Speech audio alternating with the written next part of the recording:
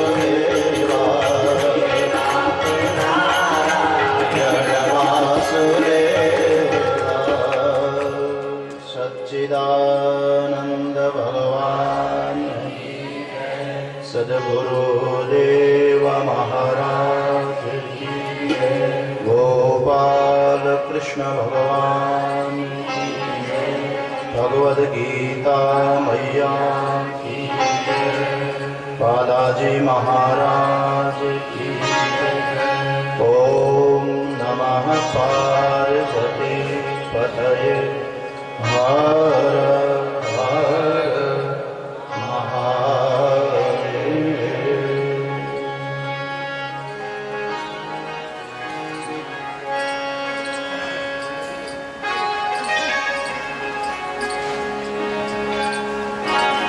आनंद कंद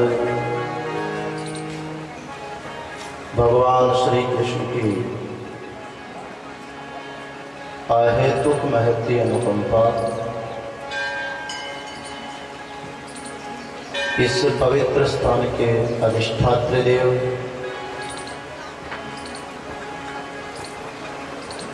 हनुमान जी महाराज के अपार अनुग्रह एवं आयोजक समिति के अगाध श्रद्धा के प्रणाम स्वरूप चल रहे 9 दिवसीय भगवद गीता व्याख्यानमाला एवं भक्तमाल कथा के पावन प्रसंग पर मंच पर विराजमान भक्तमाली परम सम्माननीय पूज्य महाराज श्री जी, मंच पर विराजमान तपोत सम्माननीय यतिवृंद,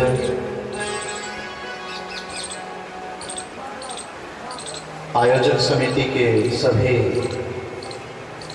पदाधिकारी वृंद, मातृशक्ति एवं सज्जनों, भगवद गीता व्याख्यान माला में कल के प्रसंग में श्रीमद् भगवद गीता के महत्व पर हम लोग विचार कर रहे थे। क्या इसका श्रेष्ठ है? आज भगवद गीता के मूल प्रसंग पर थोड़ा प्रवेश करने का प्रयास करेंगे। भगवद गीता के वक्ता और श्रोता, कल मैंने एक पंक्ति सुनाई थी, आपको शायद याद हो, इदम गीता शास्त्रम समस्त वेदार्थ सार संग्रह भूतम। ये भगवद गीता संपूर्ण वेदों के सारभूत जो उपनिषद है, उपनिषदों का सार संग्रह है। महात्म्य प्रसंग में आया है, सर्वोपनिषदो गावो दोग्धा गोपाल नंदन, पार्थो वत्स सुधीर भोक्ता, दुग्धम गीता मृतम महत्। जो उपनिषदें हैं, वेद का ज्ञान भाग, उनमें गौ की कल्पना की गई है कि वो गायें हैं, और उन गायों का जो दूध दूहने वाले हैं वो ग्वाला है भगवान श्री कृष्ण।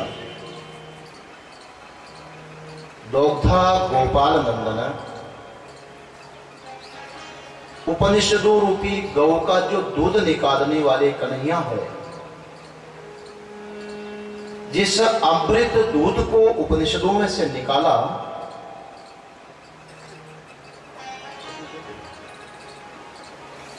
उपनिषदों में से जिस ज्ञान अमृत को निकाला है, उसको पीने वाला बछड़ा कौन होगा?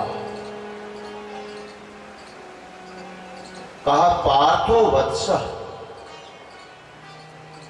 अर्जुन एक बछड़ा है जो उपनिषद रूपी गौ का दूध पी रहा है, और निकाल रहे हैं भगवान श्री कृष्ण। ऐसा महान अमृत है,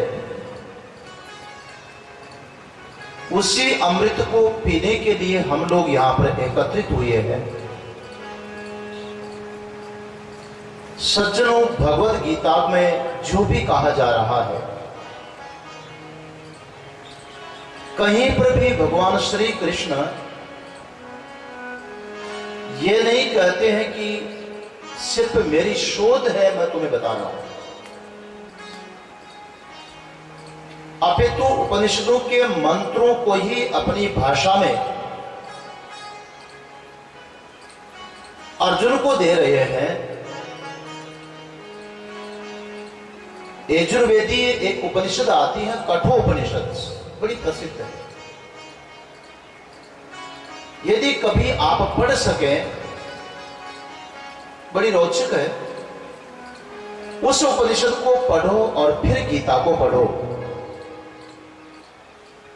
ऐसा लगेगा आपको कि हम उस उपनिषद को ही पढ़ रहे हैं। उस उपनिषद में एक मंत्र आया है, श्रवणाया भी बहुभिर यो न लभ्य श्रवंतो भी बहु यम्न विद्यु आश्चर्यो वक्ता कुशलोस्य लब्धा आश्चर्यो ज्ञाता कुशलानुशिष्ट। ये जो वेदांत का ज्ञान है, ब्रह्म विद्या, श्रवणाया भी बहुभिर यो न लभ्य। संसार में ऐसे बहुत लोग हैं जिन अभागियों को एक ज्ञान श्रवण करने को ही नहीं मिलता। उनमें से कुछ ऐसे लोग हैं जिनको ये ज्ञान श्रवण करने को मिल तो जाए, मगर मिलने पर भी उनका ज्ञान बाईपास निकल जाता है। बाईपास जानते ना? दिल्ली से भीलवाड़ा जाने वाले को सिटी में क्यों जाना पड़ेगा? बाहर ही बाहर निकल जाता है। ऐसे भी कुछ लोग सुनने वाले होते हैं जिनका ज्ञान ऊपर से ऊपर निकल जाता है, गले से नीचे नहीं उतरता। उसका उदाहरण गीता से अभी आपको बताएंगे। आश्चर्यो वक्ता कुशलों से लब्धा। कुछ ऐसे उनमें से भी छठे छठाए श्रोता होते हैं, बड़ा कुशल, जो इस ज्ञान को अपने जीवन में पी जाता है, और पिलाने वाला भी आश्चर्य रूप होता है। इस मंत्र का सार भगवद गीता के पात्रों में हमें देखना पड़ेगा।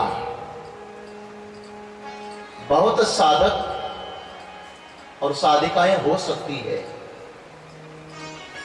जिनका नियम हो कि हम प्रतिदिन गीता का एक अध्याय पाठ करेंगे। होंगे, जरूर होंगे। और जो लोग नहीं हैं, आज प्रतिज्ञा कर लें, प्रतिदिन स्नान और पूजा के बाद बैठ करके भगवत गीता का कम से कम एक अध्याय पारायण पाठ करेंगे। तब गीता में क्या है उसका पता चलेगा। सज्जनों, भगवद गीता में दो वक्ता और दो श्रोता स्पष्ट रूप से आए हैं, और एक व्यक्ति ऐसा भी आता है जिसका गीता में अपना स्थान है मगर महत्व नहीं है। भगवद गीता में सबसे पहले धृतराष्ट्र ने प्रश्न किया है,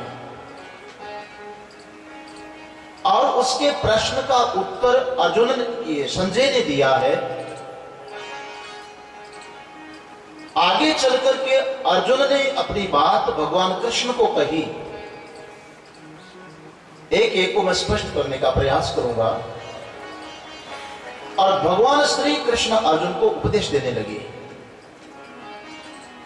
जो भी वक्ता बोलने लगता है तो गीता का श्लोक आने से पूर्व उसके ऊपर उसका नाम देते हैं धृतराष्ट्र उवाच। धृतराष्ट्र बोला। और जब संजय बोलने लगेगा तो वहां लिखते हैं ऊपर व्यास जी महाराज संजय उवाच। अर्जुन कहेगा तो वहां लिखा जाएगा अर्जुन उवाच, अर्जुन बोला। और प्रभु जब बोलते हैं तो वहां लिखते हैं भगवान उवाच, भगवान बोले। चार ही व्यक्तियों के नाम से पहले व्यास जी ने उवाच शब्द का प्रयोग किया है गीता में। चार ही बोले ऐसा लगता है, परंतु बोलने वालों पर विचार करो तो 700 श्लोक की गीता में धृतराष्ट्र जब बोलता है तो सिर्फ एक श्लोक बोला है। आप पढ़ना गीता। धर्म क्षेत्रे कुरुक्षेत्रे समवेतायुयोत्सव मामकः पांडवाश्चैव किमा कुर्वत संजय।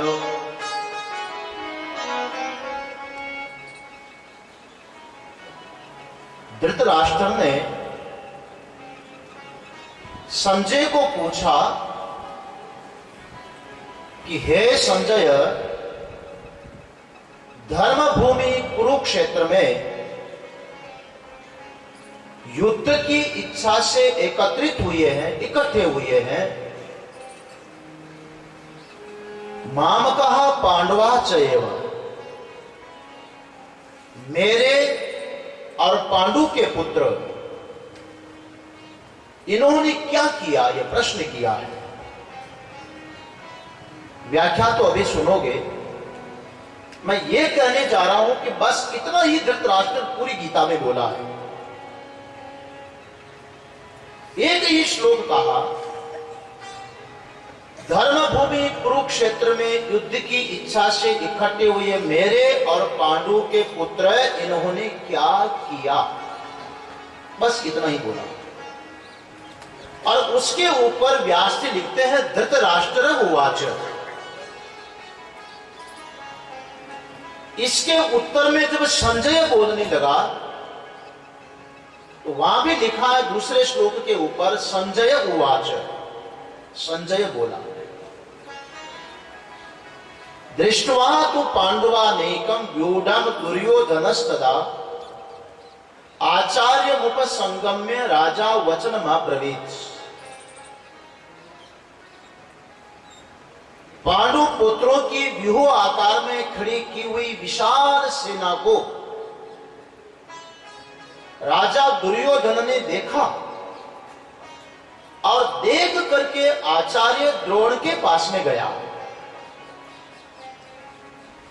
दुर्योधन ने पांडवों की सेना को देखा और देख करके आचार्य द्रोण के पास में गया। द्रोण के कान भरने लगा। आचार्य उपसंगम्य राजा वचनमब्रवीत् पश्यताम पांडुपुत्राणाम आचार्य महतीम चमुम। दुर्योधन कहने लगा कि हे आचार्य, पांडु पुत्रों की इस विशाल सेना को आप देखिए। आचार्य द्रोण को कौन बोल रहा है, यही बात बताने जा रहा हूं। दुर्योधन उनके पास में जाकर के दुर्योधन कहने लगा पश्यताम पांडुपुत्राणाम महतीम चमू। हे आचार्य, पांडु पुत्रों की विशाल सेना को देखिए। इस तीसरे श्लोक से दुर्योधन बोल रहा है और बोलते बोलते 11वें श्लोक तक बोला। भीष्ममेवाभिरक्षन्तु भवन्तः सर्व एव हि। आप सब के सब पितामह भीष्म की ही रक्षा करें सब ओर से। वो 11वां श्लोक आप देखते रहना हो सके तो।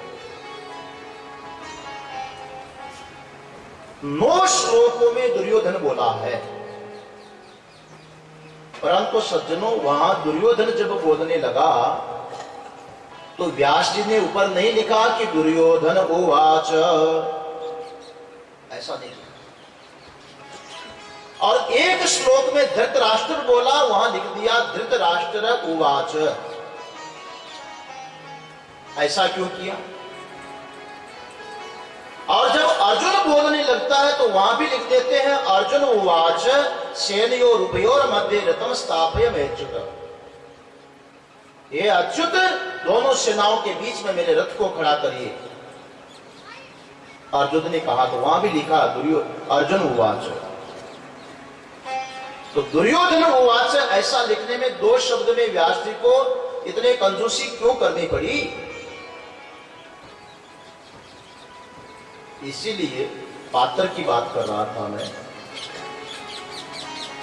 उपनिषद का मंत्र बोल रहा है श्रवणाया भी बहुभिर यो न लभ्य, कि वेदांत विद्या ब्रह्म विद्या भगवत गीता का ज्ञान ऐसे बहुत लोग हैं जिनको श्रवण करने को ही नहीं मिलता। बहुत लोग हैं और मिल रहा है तो उसका महत्व नहीं समझते। कौन सुनेगा गीता? किसको सुनाई जाएगी? क्या प्रसिद्धि है जयपुर की तरफ मुझे मालूम नहीं। मेवाड़ की प्रसिद्धि बताऊं आपको, किसको सुनाई जाती है? यहां भी यही है क्या? तो आप सब वही बैठे हैं, बिल्कुल बैठे, इसमें क्या संदेह है? मरने वाले बैठे हैं पर मरना चाहते नहीं, और इसीलिए गीता सुनना चाहते हैं कि गीता सुनकर के शायद अमर हो जाए। और गीता सुन के भी आप मरने वाले रह जाओगे ना तो आयोजकों का पैसा बिगड़ेगा, इन महापुरुषों की ताकत जाएगी, आपका समय खराब होगा और कोई लाभ नहीं है। गीता सुन लो और फिर भी मर जाओ तो गीता किस काम की? बोले महाराज हमारे यहां तो गीता इसलिए सुनाई जाती कि जल्दी मर जाए, इसलिए सुनाई जाती है ना। हो सकता है यहां भी जल्दी काम हो जाए, पर हमारा ऐसा मरना नहीं है जिस मरने से दुनिया डरती है। जो प्रारब्ध से शरीर का वियोग है उसमें तो दुनिया जन्म रही और मर रही है।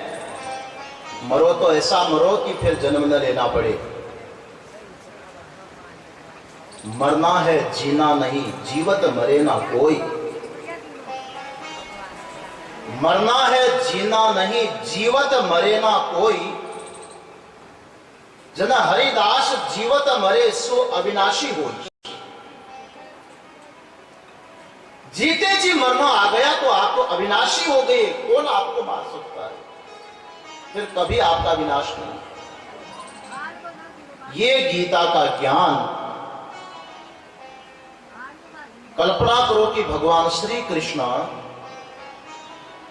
जब अर्जुन को दे रहे थे उस रणांगण में, अभी आएगा प्रसंग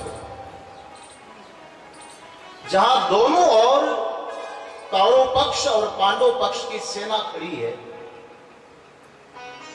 दोनों के मध्य में रथ खड़ा है और भगवान श्री कृष्ण और अर्जुन की मंत्रणा चल रही है। कल्पना करो कि अर्जुन को भगवान किस तरह से बोल रहे होंगे। भगवान कहते हैं कि रहस्यम हेतु उत्तमम।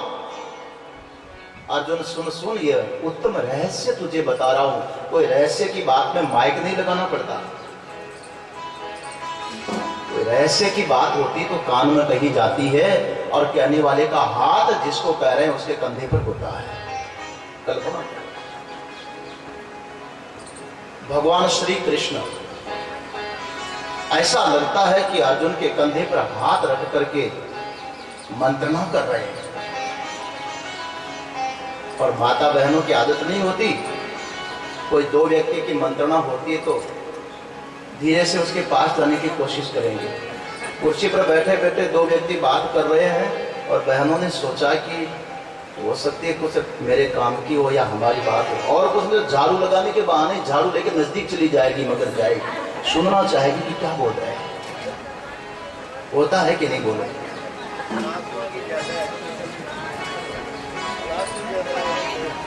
देखो, मंत्रणा को सुनने की इच्छा करते हैं लोग, मगर भगवान श्री कृष्ण जब अर्जुन को मंत्रणा दे रहे हैं, कौरव पक्ष की 11 अक्षौहिणी सेना खड़ी है,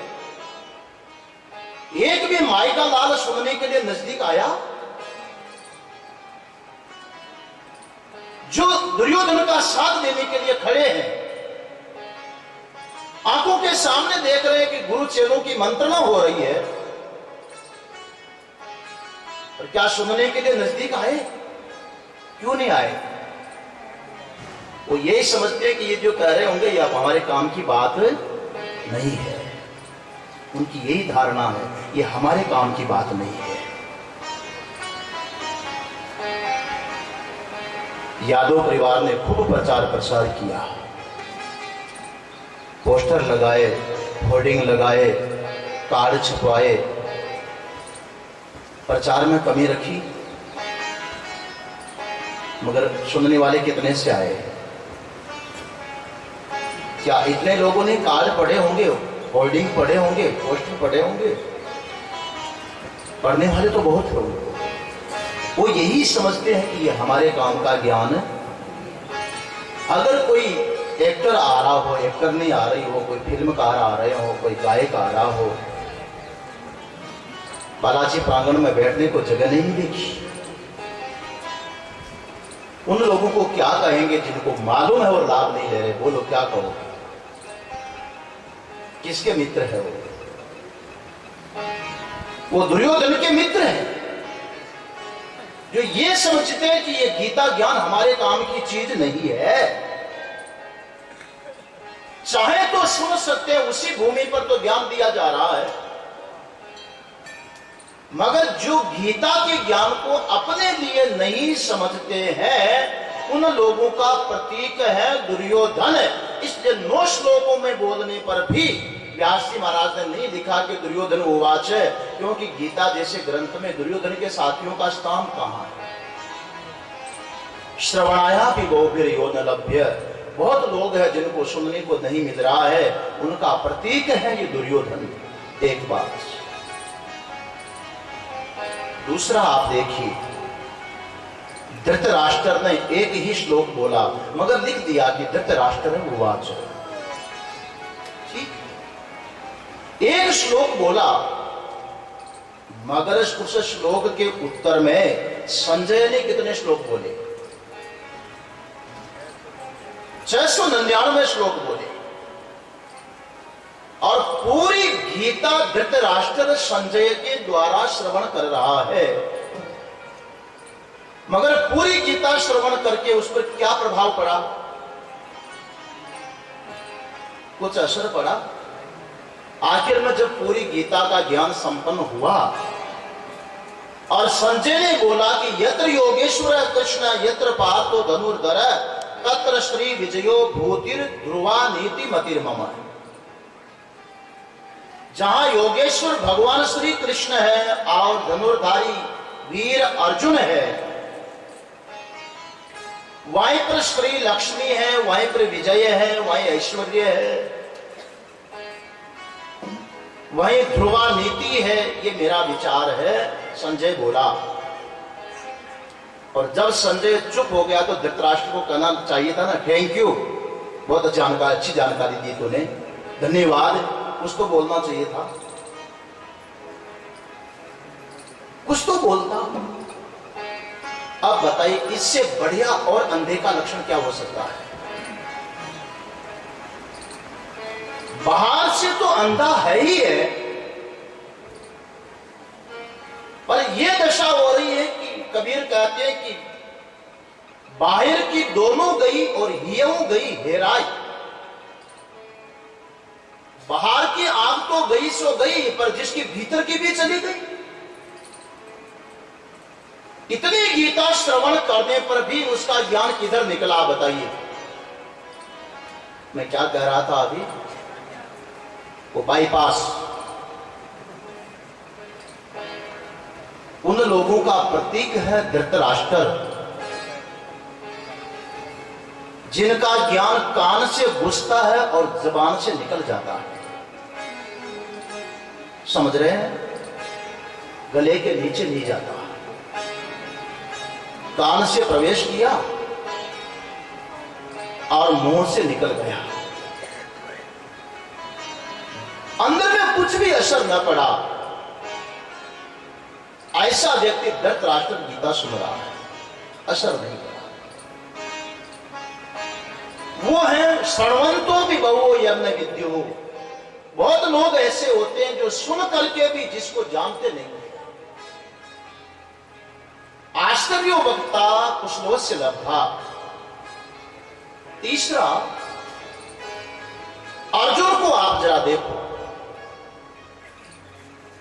अर्जुन वो श्रोता है जिसको कौटुंबिक मोह होगा, आप देखना, और अपनी बुद्धि लगा करके भगवान के चरणों में बैठ करके रोने लगा और कहने लगा कि न योत्स्य, मैं युद्ध नहीं करूंगा। विसृज्य शरम चापम शोक संविघ्न मानस। धनुष बाण सबको फेंक दिया, शोक सागर में डूब गया। रथोपस्थ उपादिशत, रथ के अगले भाग में जहां प्रभु के चरण आ रहे थे ना, वहां जाकर के बैठ गया। और रोते हुए अर्जुन की जो दशा है वो तो आप प्रवेश करेंगे तो बताएंगे। अब उसको भगवान ने जब उपदेश दिया तो उसका रोना बंद हुआ कि नहीं, आप पढ़ना गीता। अर्जुन ये कह रहा था वहां पर, अवाप्य भूमा व सपत्न मृदम राज्यम सुरानाम अभिचाधिपत्यम। भगवान, मेरी इंद्रियां जो सूख रही है जिसे शोक के कारण, ये शोषणम इंद्रियाणाम, जिससे मेरा शरीर कांप रहा, इंद्रियां सूख रही है, मुंह से बोला नहीं जा रहा।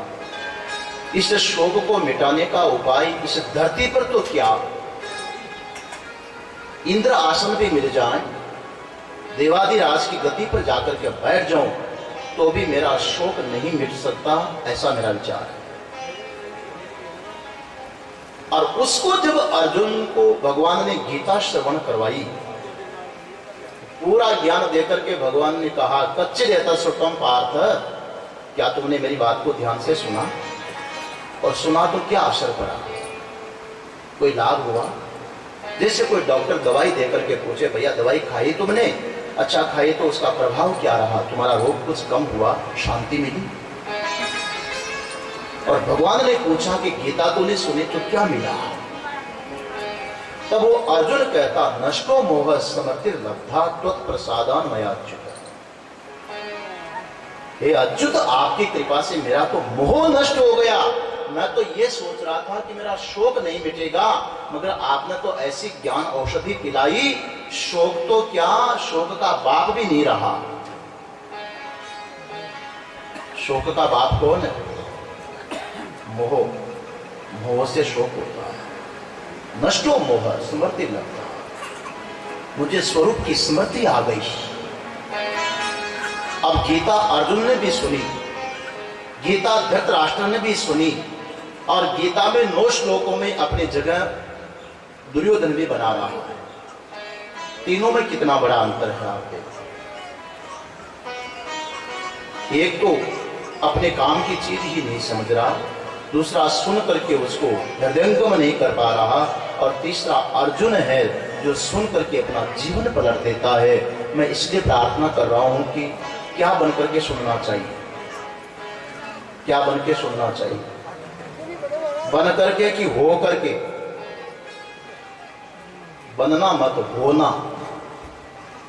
जो बनता वो बिगड़ जाता है। रामलीला में राम जी भी बनते हैं, हनुमान जी भी बनते हैं, सीता जी भी बनती है, पर बिगड़ जाते 2-3 घंटे के बाद में बिगड़ जाते हैं। और राम जी हो जाएंगे तो 3 युग बीत गए, त्रेता, द्वापर और कलयुग चल रहा है, फिर भी नहीं मिटे। आप देख लो, हो गए तो नहीं मिटे। होने वाला तो रहता है, बनने वाला बिगड़ जाता है। मेरा निवेदन यह है कि इस गीता को यथामति, यथा समय, यथा परिस्थिति हम लोग अर्जुन बनकर के श्रवण करें और अपने जीवन में लाने का प्रयास करें। वक्ता है यहां पर 2, संजय और भगवान श्री कृष्ण। संजय सम्यक जयशील व्यक्ति का नाम है, एक संयमी पुरुष है। और संयमी पुरुष अपनी ओर से नहीं, उनको तो महान पुरुष से प्राप्त दृष्टि है, जिससे देख करके बोल रहा है। जब महाभारत का युद्ध होना तय हो गया, पांडवों को मां कुंती की स्वीकृति मिल गई, उस समय व्यास जी महाराज धृतराष्ट्र के पास में गए और कहने लगे, धृतराष्ट्र, महाभारत का युद्ध तो अवश्यम भावी है, अब इसको कोई टाल नहीं सकता, होगा होगा होगा, और विशाल जनसंहार भी होगा। मैं चाहता हूं कि यदि तुम्हारी ये इच्छा हो कि इस घटना को आंखों से देखना चाहो, तो मेरे पास में दिव्य दृष्टि है, मैं तुम्हें प्रदान कर सकता हूं, तुम देखो। तब धृतराष्ट्र ने कहा कि महाराज, मैं अंधा व्यक्ति, जब इन आंखों से मेरे कुटुंब का, परिवार का उत्थान नहीं देख सका, तो परिवार का पतन या विनाश देखने के लिए मुझे आंख की जरूरत नहीं है, मुझे दृष्टि नहीं चाहिए। परंतु ये इच्छा जरूर रहेगी कि कहां, कब, क्या, कैसे हो रहा है। देखना नहीं चाहता, परंतु जानना चाहता हूं। तभी व्यास जी महाराज ने वही दिव्य दृष्टि संजय को प्रदान की और कहा कि यह संजय अपनी दृष्टि से ज्यों की त्यों घटना को देखेगा, कौन क्या कर रहा है, किसके मन में क्या विचार आ रहा है, सबको जान करके तुम्हें यथावत उसका वर्णन करता जाएगा। और तब व्यास जी महाराज ने दिव्य दृष्टि संजय को प्रदान की। वही संजय धृतराष्ट्र को सुना रहे हैं। अब आप देख लो, संजय जो कुछ भी सुना रहे हैं वो अपनी उपज नहीं है, व्यास जी महाराज की कृपा है, जिससे वो देख जान करके सुना रहे हैं। सम्यक जयशील व्यक्ति महापुरुष की कृपा का पात्र बन करके ग्रहण किया और धृतराष्ट्र को देते गए। दूसरे वक्ता है भगवान श्री कृष्ण। भगवान श्री कृष्ण अपना जो वैदिक अनुभव है उस अनुभव को सुना रहे हैं। संजय का अनुभव नहीं है, वो सुनी हुई, देखी हुई, दूसरे की कृपा से प्राप्त जानकारी को दे रहा है। परंतु इसको कैसे बदलाता है, लाइट से बदलता है, थोड़ा सा कम, उसके बिगाड़ ना।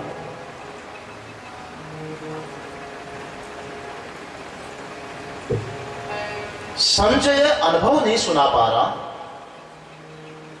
परंतु भगवान श्री कृष्ण अनुभव सुना रहे हैं। जो वैदिक ज्ञान है, वेद भगवान का स्वयं का अपना अनुभव है। यस्य निश्वसितम वेदाः,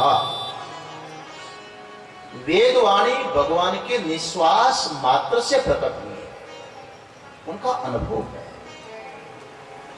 उस अनुभव को भगवान श्री कृष्ण अर्जुन को दे रहे हैं। अनुभव की बात ज्यादा लाभ करती है। एक टेबलेट है और आपके पास पड़ी हुई है, किसी ने कहा कि ये बुखार की दवाई है। परिवार में किसी को बुखार आया तो आपने वो लेकर के कहा लो ये दवाई है बुखार की, हाँ बुखार लो। और लेने वाले को संदेह हो गया, वो कहे कि बुखार मिटाने की ही है, इसमें क्या प्रमाण है? तो आप कहोगे इसके ऊपर लिखा हुआ है, इसका नाम लिखा है, ले लो। एक व्यक्ति तो वो है जो लिखी हुई को देख करके बीमार को दे रहा है, और एक व्यक्ति है जिसको किसी डॉक्टर ने बुखार में दवाई दी,